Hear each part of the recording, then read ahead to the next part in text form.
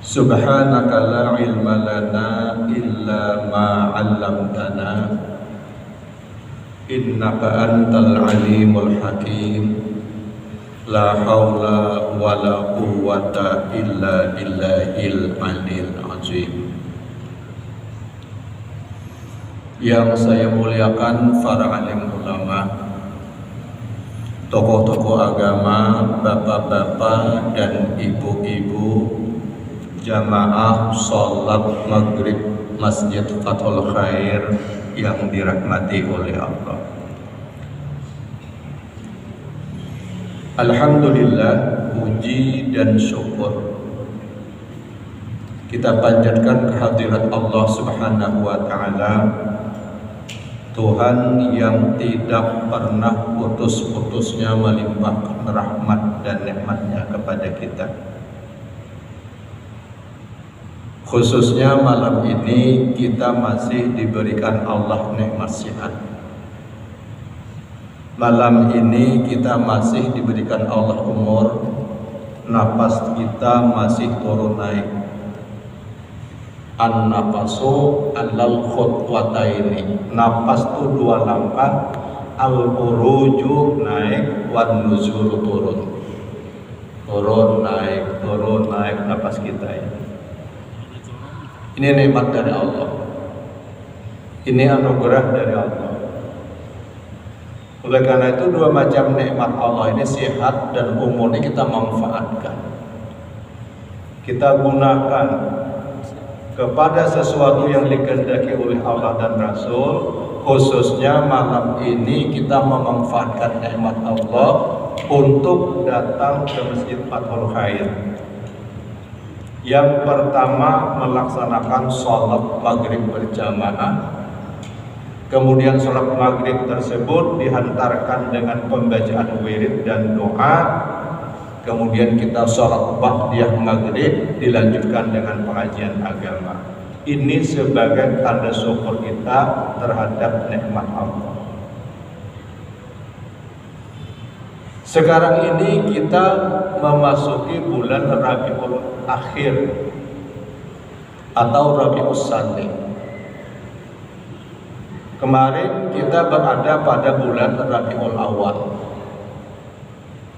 bulan kelahiran Nabi besar Muhammad sallallahu alaihi wasallam. Nabi kita itu lahir, dipilih oleh Allah bulannya bulan Rabiul Awal. Apa itu Rabi'? Rabi' itu musim semi.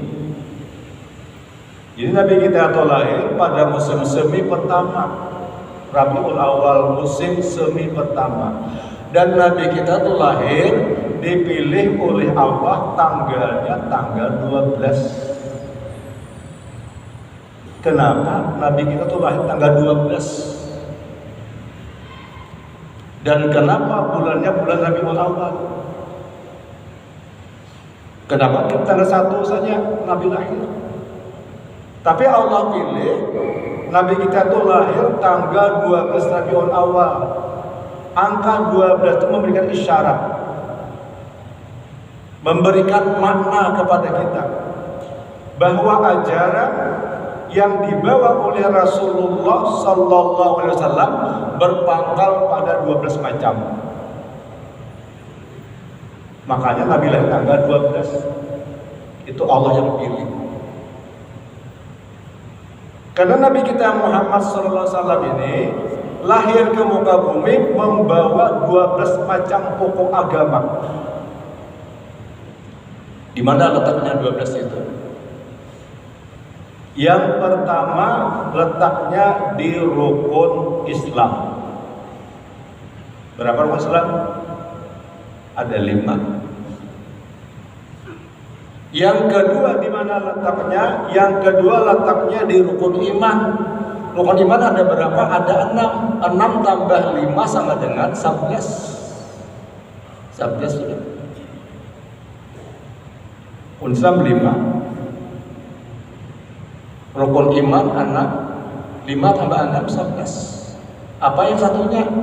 Satunya itu adalah rukun ihsan.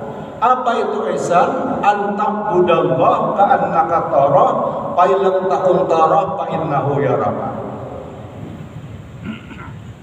Jadi genap 12 rukun Islam 5, rukun iman 6, rukun ihsan 1, jumlahnya 12. Ini sempurna Islaman kita ini.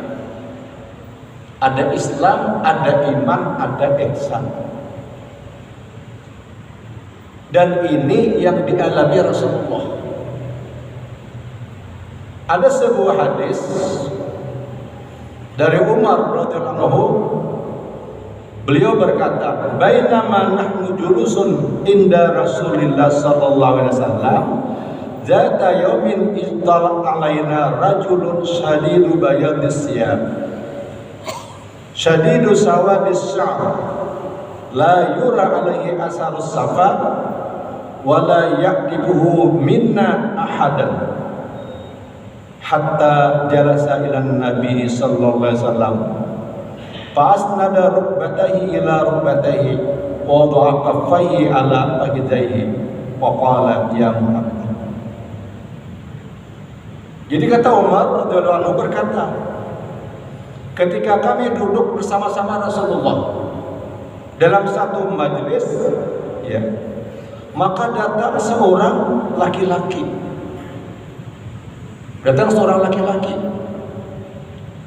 Pakaiannya putih-putih dan rambutnya sangat hitam tersisir rapi, la yura alaihi asarus safar, dan kami melihat orang yang datang itu tidak ada kesan dia datang di tempat yang jauh, karena pakaiannya gagah, pakaiannya bersih, rambutnya hitam tersisir rapi. Wala ya'rifuhu minna ahadun, dan kami pun tidak mengenalnya siapa yang datang itu. Kemudian dia masuk, yang datang tadi, pakaiannya putih-putih, bersih, rambutnya hitam tersisir rapi, datang masuk ke masjid Rasulullah, langsung duduk berhadapan dengan Rasulullah, berhadapan dengan Nabi, dan lututnya itu hampir tersentuh lutut Rasulullah. Bayangkan, lututnya hampir tersentuh dengan lutut Rasulullah, dan tangannya diletakkan di paha Rasulullah. Dia berkata, ya, Faqala, ya Muhammad, wahai Muhammad, akhbirni anil Islam. Hai Muhammad, beritahukan kepada saya apa itu Islam. Faqala Rasulullah sallallahu alaihi wasallam, al-Islam an tashhada an la ilaha illallah wa anna Muhammadar Rasulullah wa tuqimas shalah wa tu'tiyaz zakah wa tasuma Ramadan wa tahujjal baita in istata'ta ilaihi sabila. Qala sadaqta fa'ajibna lahu. Jadi yang datang pakaian putih-putih tadi, rambutnya hitam tersisir rapi, duduk berhadapan dengan Rasulullah, lututnya hampir tersentuh lutut Rasulullah, tangannya diletakkan di paha Rasulullah. Dia berkata, beritahukan kepadaku apa itu Islam. Nabi menjawab, Islam itu, kata Rasulullah, adalah persaksian bahwa tidak ada Tuhan melainkan Allah, dan bersaksi Muhammad itu adalah Rasulullah. Kemudian yang kedua, wa tuqimas shalah, mendirikan salat, wa tu'tiyaz zakat, mengeluarkan zakat, wa tasuma Ramadan, puasa di bulan Ramadan, wa tahujjal baita in istata' ilaihi sabila. Kemudian melaksanakan ibadah haji ke Baitullahil Haram bagi yang punya kemampuan. Itu jawaban Rasulullah. Ini rukun Islam 5 macam. Begitu Rasul menjelaskan, dia menjawab, sadaqta, benar engkau hai Muhammad. Jadi kata sahabat Nabi, fa'ajibna, kami heran. Kami heran, kenapa dia yang bertanya, dia yang membenarkan. Kan orang bertanya itu bisa tidak tahu, bisa ini dia bertanya, dia membenarkan, berarti dia puji aja nih. menguji aja dengan Rasulullah. Jadi kata sahabat, kami heran siapa yang bertanya ini, kurang mana. Kemudian dia berkata lagi kepada Nabi kita, ya Muhammad, akhbirni anil iman. Hai Muhammad, beritahukan kepadaku tentang iman. Apa itu iman? Qala Rasulullah sallallahu alaihi wasallam, al-imanu an tu'minu billah wa malaikatihi wa kutubihi wa rusulihi wal yaumil akhir wa bil qadri khairihi wa syarrihi minallahi ta'ala. Iman itu pertama percaya kepada Allah. Yang kedua percaya kepada malaikat-malaikat Allah. Percaya kepada rasul-rasul Allah, percaya kepada kitab-kitab Allah, percaya kepada hari akhir, dan percaya kepada takdir baik dan takdir buruk itu datangnya dari Allah. Ini iman.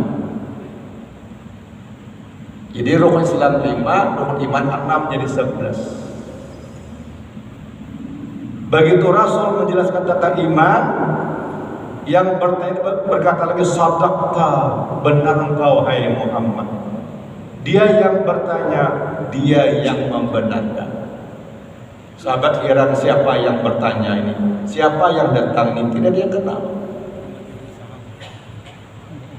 Kemudian yang terakhir, dia berkata kepada Nabi kita Muhammad SAW, akhbirni anil ihsan. Qala Rasulullah sallallahu alaihi wasallam, anta budallah ka'annaka tara, fa illam takun tara fa innahu yaraka. Ihsan itu adalah engkau beribadah kepada Allah seolah-olah engkau melihat Allah.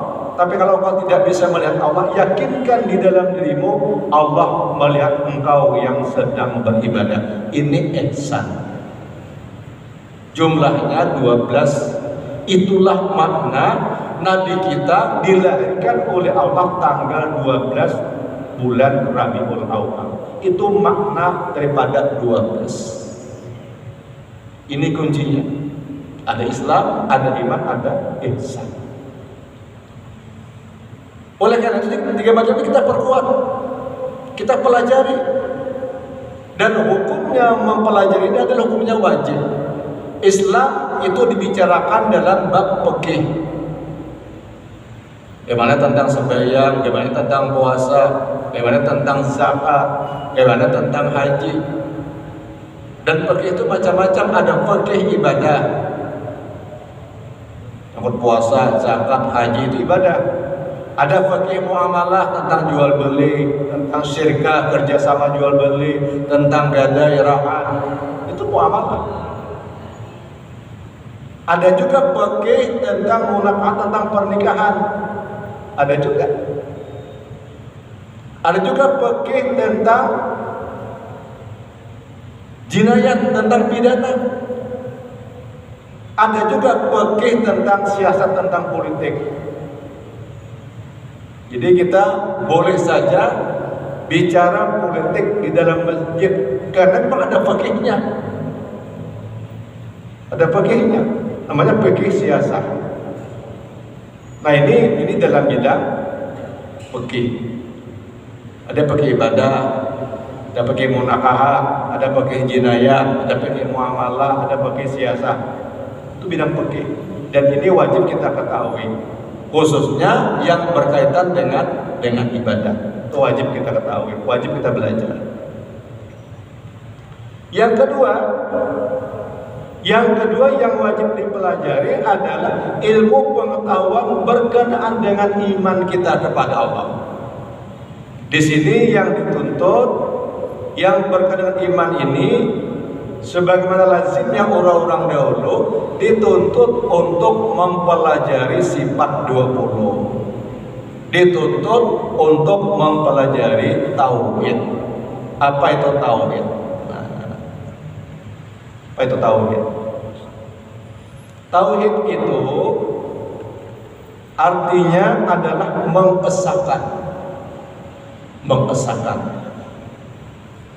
Kata-kata tauhid berasal dari kata wahid, artinya esa, satu atau tunggal. Jadi Jadi tauhid itu asal katanya wahidun, satu, tunggal atau esa. Yang dimaksud dengan mengesakan di sini yaitu mengesakan Allah pada zatnya. Yang kedua, mengesakan Allah pada sifatnya. Yang ketiga, mengesakan Allah pada namanya. Dan yang keempat, mengesakan Allah pada af'alnya. Jadi sini ada tauhidul af'al, ada tauhidul asma, ada tauhidul sifat, dan ada tauhidul zat. 4 macam itu yang kita esakan.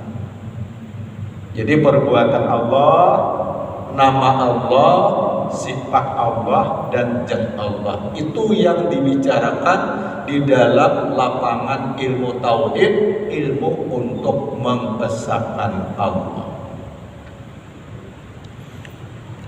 Kita ambil contoh di dalam Al-Quran. Allah berfirman, wallahu khalaqakum wa ma ta'malun. Tuhan menjadikan kamu dan menjadikan apa yang kamu kerjakan. Jadi pekerjaan kita itu juga Allah menciptakan. Gak usah khawatir kita. Lahirnya kita yang bergerak, yang berbuat, tapi hakikatnya Allah yang berbuat, Allah yang menggerakkan tubuh kita. Ini namanya tauhidul af'al. Ya. Yang kedua, tauhidul asma, mengesahkan nama. Memang Rasul mengatakan, Rasul bersabda, inna lillahi tis'un wa tis'ina isman mi'atun illa wahid. Allah itu mempunyai 99 nama, 100 kurangi 1. Itu nama yang wajib kita ketahui.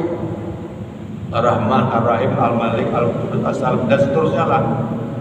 Jumlahnya 99. Padahal Allah itu punya nama banyak, tidak terhitung banyaknya. Saya pernah ketemu dengan seorang kiai dari Gresik, Kiai Wafak namanya. Saya ketemu pada waktu pergi haji, ketemu di Arafah tahun 1994. Haji Akbar pada waktu itu, alhamdulillah. Ketemu Kiai Wafak dari Gresik. Saya tanya, Pak Kiai sudah berapa kali pergi haji? Kata Pak Kiai, alhamdulillah saya bisa berangkat setiap tahun ke Mekah. Dinda, Pak Kiai saya baru pertama berangkat ini, baru pertama berangkat haji. Pak Kiai tiap tahun dia berangkat. Saya tanya, Pak Kiai mungkin begini orang kaya? Oh enggak, katanya, saya orang miskin. Saya hanya punya pondok pesantren saja di Gresik itu. Terus Pak Kiai bagaimana bisa berangkat haji setiap tahun? Kata Pak Kiai, ada sekelompok orang datang ke pondok saya. Pak Kiai tolong bimbing kami untuk manasik haji. Mulai dari daerah sampai ke Mekah dibimbing untuk Pak Kiai. Nanti kami setorkan ongkos naik hajinya. Ini dulu tidak ada daftar tunggu, tapi ada daftar tunggu sekarang ini. Sudah 12 tahun, nunggu 9 tahun. Nah kalau dulu enggak, begitu daftar berangkat. Lupa Ismail ini kan, dia berangkat juga. Lalu saya tanya, Pak Kiai, di samping begitu sebabnya, mungkin ada juga amaliyahnya, ada amalannya. Sehingga setiap tahun bisa berangkat haji ke Mekah tiap tahun. Kata Pak Kiai begini, saya begitu tawaf di Baitullah itu, kan 7 kali tawaf. Terakhir tawaf itu kan berdoa di Multazam. Multazam itu tempat mustajab berdoa. Multazam itu adalah tempat antara pintu Baitullah dengan Hajar Aswad, itu Multazam itu. Pintu Baitullah sampai itu Multazam. Kata Pak Kiai, saya berdoa di situ. Saya baca dan saya tulis sebuah ayat Al-Quran. Ayatnya berbunyi, innalladzi farada 'alaikal qur'ana laradduka ila ma'ad. Ya, ma'ad itu artinya Tuhan yang Maha mengembalikan. Saya berdoa di Multazam, ya Allah, kembalikanlah saya ke kampung saya, kemudian kembalikan lagi saya ke Baitullahil Haram ini. Itu doanya. Jadi innalladzi farada 'alaikal qur'ana laradduka ila ma'ad. Kemudian saya baca, juga saya tulis dengan telunjuk saya di Multazam itu. Tulis dengan telunjuk. Syarat saja juga dibaca. Setelah itu saya baca ya ma'ad, ya ma'ad, ya ma'ad, ya ma'ad, ya ma'ad. Ya ma'ad itu juga nama Allah. Nama Allah, tetapi tidak termasuk di dalam Asmaul Husna, tidak masuk. Asmaul Husna itu hanya 99 nama. Ya ma'ad tidak masuk. Karena memang Allah itu punya nama banyak, tak terhitung banyak nama Allah itu. Tapi yang wajib kita ketahui yaitu 99 nama. Nah, jadi yang ma'ad itu artinya wahai zat Allah yang Maha mengembalikan, kembalikanlah aku ke Baitullahil Haram ini. Alhamdulillah kata Kiai, setiap tahun saya dikembalikan Allah ke Baitullahil Haram. Nah, ini tentang tauhidul asma. Jadi Allah itu punya nama banyak sebenarnya. Demikian juga Allah itu punya sifat banyak, tapi sifat yang wajib kita ketahui adalah 20 sifat, 20. Mulai wujud, hidab, baqa, mukhalafah, qiyamu bi nafsi, wahdaniyat, qudrat, iradat, ilmu, ayat, sama, basar, kalam, hadirun, muridun, alimun, hayyun, sami'un, basirun, mutakalimun. Itu 20 sifat. Itu wajib kita ketahui. Ya. Diketahui. Nah, jadi tauhid di sini yang kita esakan itu pertama mengesahkan zat Allah. Yang kedua mengesahkan sifat Allah. Yang ketiga mengesahkan nama Allah. Yang keempat mengesahkan af'alnya Allah, perbuatannya Allah. Ya. Oleh karena itu, untuk mengesahkan zat Allah tersebut, sifat Allah tersebut, nama Allah tersebut, af'al Allah tersebut, kita dituntut untuk mempelajari ilmu tauhid. Ilmunya disebut dengan ilmu tauhid, ilmu mengesahkan Allah. Nah, itu pengertian tauhid begitu. Kemudian apa dasarnya? Dasar apa yang digunakan untuk mengesahkan Allah itu? Dasarnya ada 2 dalil. Yang pertama disebut dengan dalil naqli, yaitu Al-Quran dan Al-Hadis. Jadi ilmu apapun yang kita pelajari harus berpedoman kepada Al-Quran dan Al-Hadis. Dan karena memang ini adalah warisan Rasulullah yang tidak pernah habis. Rasul bersabda, taraktu fikum amraini ma in tamassaktum bihima lan tadillu abada kitaballah wa sunnata rasulih. Kata Rasul, aku tinggalkan kepada kamu 2 perkara. Kalau kamu berpegang kepada kedua perkara tersebut, kamu tidak akan sesat selama-lamanya. Yang pertama kitabullah Al-Quran, dan yang kedua sunnah Rasulullah Al-Hadis. Jadi kita belajar tauhid pun dalilnya Al-Quran dan Al-Hadis. Itu jadi tinggalkan itu. Kemudian yang kedua dalilnya adalah perenungan, pemikiran-pemikiran terhadap penciptaan alam semesta, atau yang disebut dengan dalil akli. Jadi kita belajar tauhid, dalilnya 2 macam. Dalil Al-Quran Al-Hadis pertama akli namanya, yang kedua dalil akal. Kita ambil contoh saja. Dalam ilmu tauhid, Allah itu bersifat wujud. Artinya Allah itu ada. Dan Allah itu wajib ada. Kalau kita ini tidak wajib ada. Kenapa? Karena kita ini asalnya tidak ada, kemudian diadakan oleh Allah, dan nanti kita menjadi tidak ada. Di pos masjid yang dulu nih, saya ingat betul nih. Masjid ini dibangun sekitar tahun, dulu masjid kayu, ini masjid kayu, sekarang dirubah beton begini, ya sekitar tahun 87 lah, mulai dibongkar nih. Soalnya terus saya ikut gotong royong ini, tiap hari Ahad gotong royong ngorok masjid ini. Nah dulu pengurusnya ada almarhum Haji Juhri, Haji Rais, Haji Sadri, banyak tokoh-tokohnya di sini. Sekarang sudah meninggal dunia. Nah, mudah-mudahan jasa beliau itu jadi amal jariah, di bawah masjid jadi amal jariah. Insya Allah jadi amal jariah. Nah dulu ada, sekarang tidak ada lagi. Jadi kita manusia ini asalnya tidak ada, kemudian diadakan oleh Allah, dan nanti menjadi tidak ada. Hukumnya menurut ilmu tauhid, sesuatu yang ada di antara dua tidak ada, hukumnya sama dengan tidak ada. Kita ini, jadi kita ini diadakan saja oleh Allah. Kita ini tidak wajib ada, yang wajib ada itu hanya Allah. Apa dalilnya? Banyak dalam Al-Quran dalilnya. Allahul ladzi khalaqas samawati wal arda. Allah menciptakan langit dan bumi.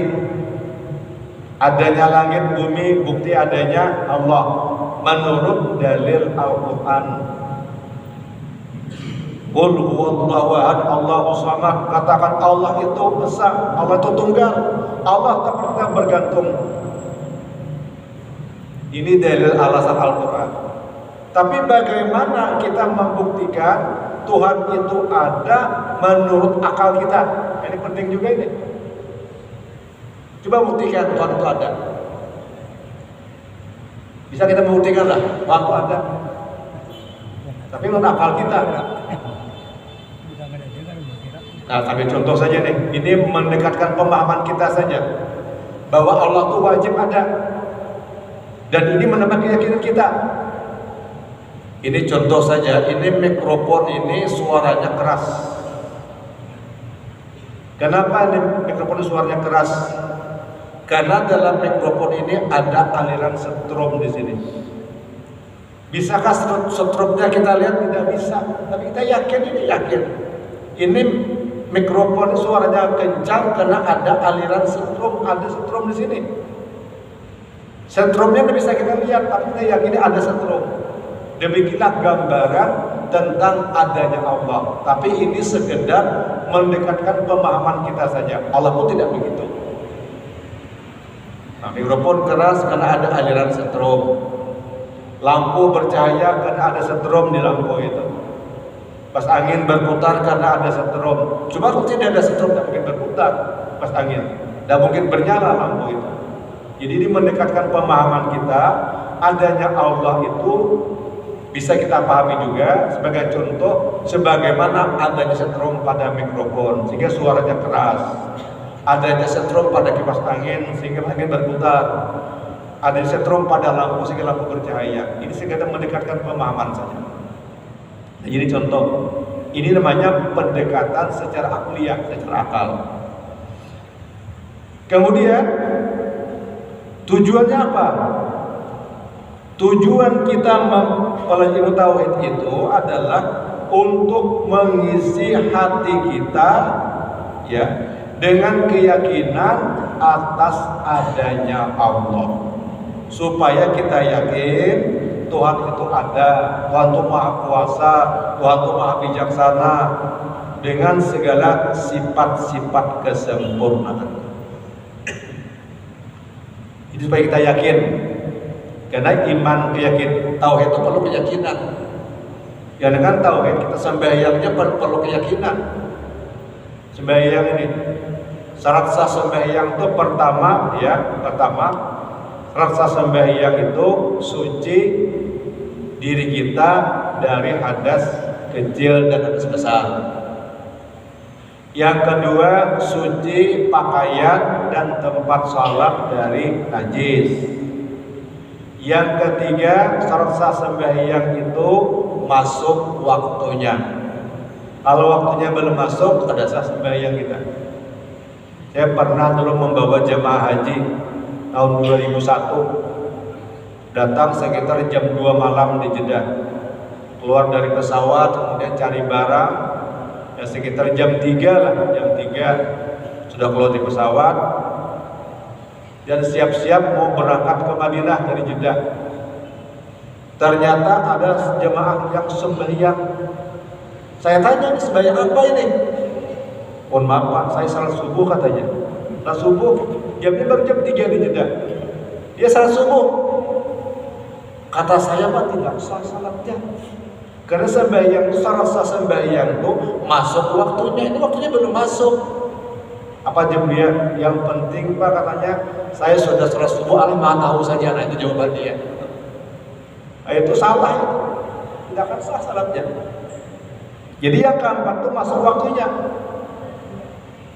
Yang kelima, syarat sah sembahyang itu menghadap kiblat. Menghadap kiblat ini tingkat keyakinannya itu di atas 50% atau yang disebut dengan zon. Jangan itu memang ragu-ragu, tapi yakinnya 70%, ragu-ragunya 30%. Kalau satu ragu-ragu juga, yakinnya 50%, ragu-ragunya 50%, itu sak namanya. Kalau waham itu yakinnya 30%, ragu-ragunya 70%. Jadi kita yakin menghadap kiblat itu zon 70%, kita yakin menghadap kiblat. Nah, itu yang kelima. Dan ini pernah juga saya lakukan, mendamaikan masyarakat yang pecah memang karena gara-gara kiblat.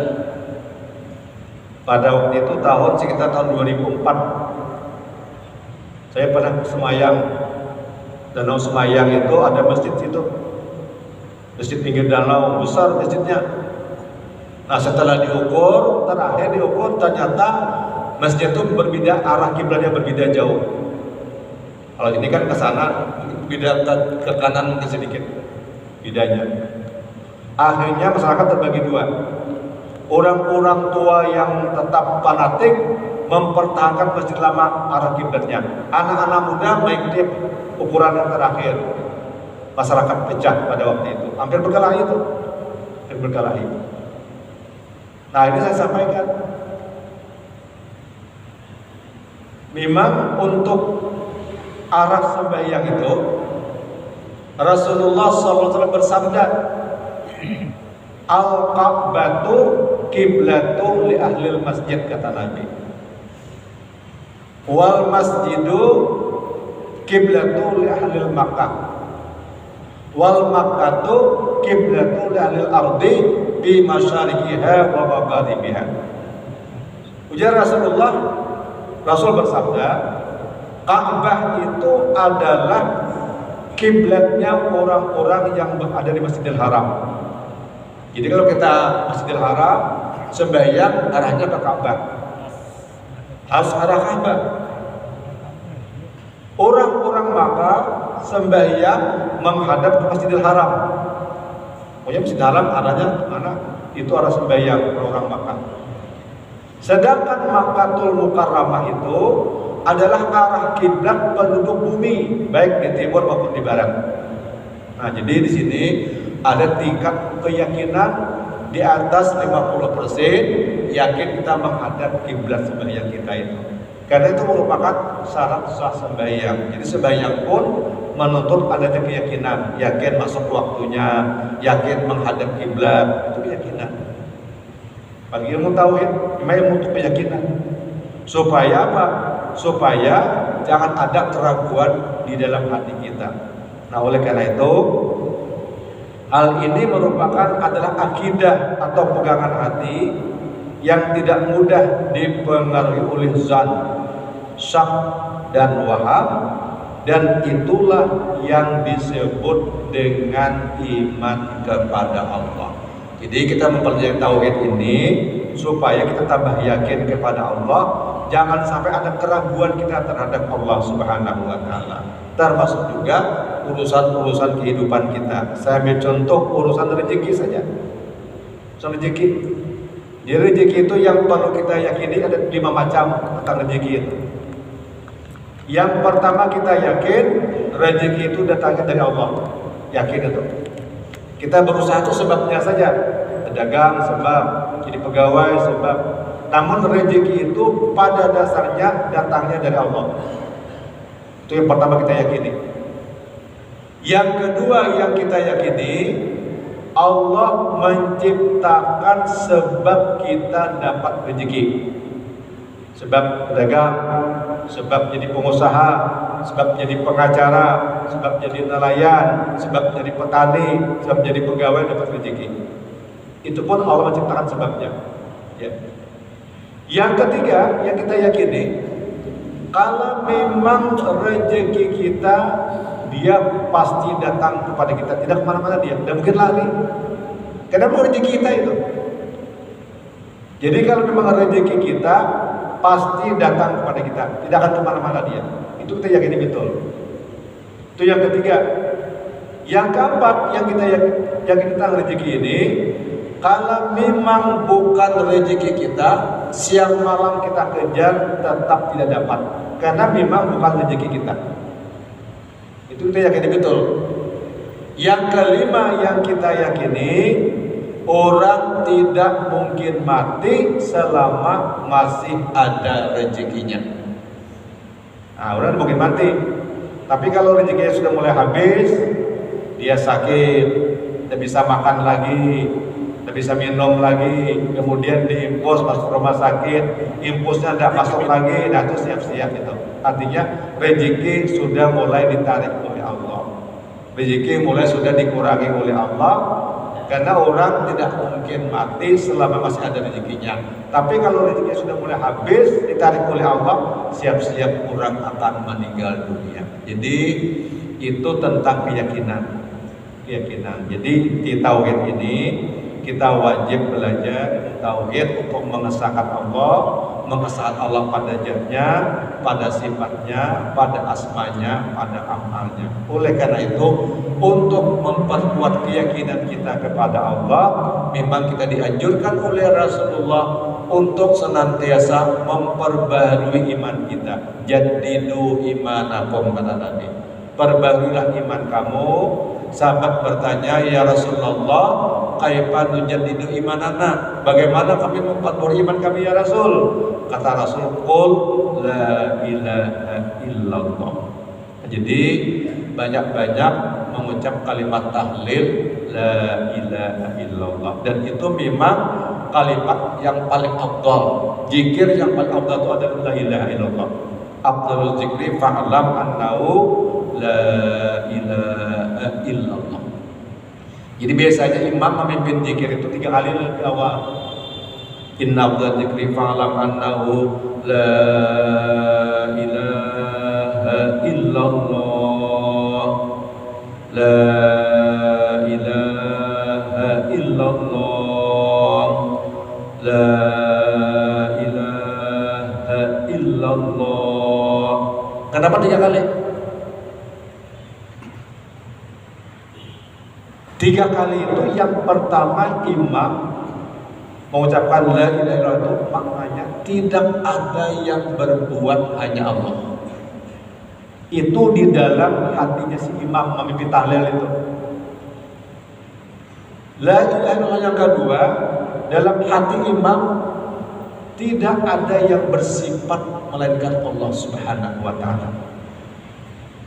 Yang ketiga, dalam hati imam ketika memimpin tahlil la ilaha illallah itu tidak ada yang ada hanya Allah Subhanahu wa taala. La mawjuda illallah. Tidak ada yang ada hanya Allah. Tidak ada yang bersifat, hanya Allah. Tidak ada yang berbuat, hanya Allah.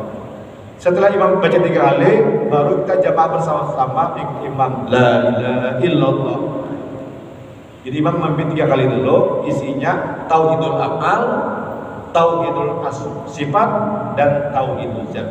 Baru zikir sama-sama la ilaha illallah, la ilaha illallah. Itu makna. dan itu adalah memperkuat keimanan dan keyakinan kita kepada Allah Subhanahu wa taala.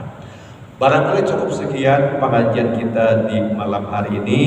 Mudah-mudahan Allah Subhanahu wa taala melimpahkan petunjuknya kepada kita sekalian. Kurang lebihnya saya mohon maaf. Kita akhiri pengajian ini bersama-sama berdoa kepada Allah. Kita dahului dengan membaca surah Al-Fatihah. A'udzubillahi minasyaitonir rajim. Bismillahirrahmanirrahim. Alhamdulillahirabbil alamin. Arrahmanir rahim. Maliki yaumiddin. Iyyaka na'budu wa iyyaka nasta'in. Ihdinas siratal mustaqim. Siratal ladzina an'amta 'alaihim ghairil maghdubi 'alaihim waladdallin. Amin. Bismillahirrahmanirrahim. Alhamdulillahirabbil alamin. Wassalatu wassalamu ala asyrafil anbiya'i wal mursalin sayyidina wa maulana Muhammad wa ala alihi wa ashabihi ajma'in.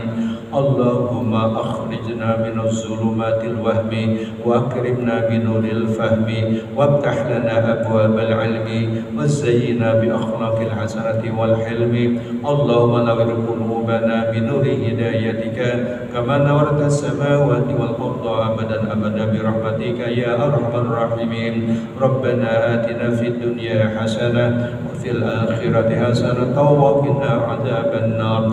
Rabbana taqabbal minna إنك أنت السميع العليم وتب علينا إنك أنت التواب الرحيم. وصلى الله على سيدنا محمد وعلى آله وصحبه وسلم. سبحان ربك رب العزة عما يصفون وسلام على المرسلين والحمد لله رب العالمين. تقبل الله منكم.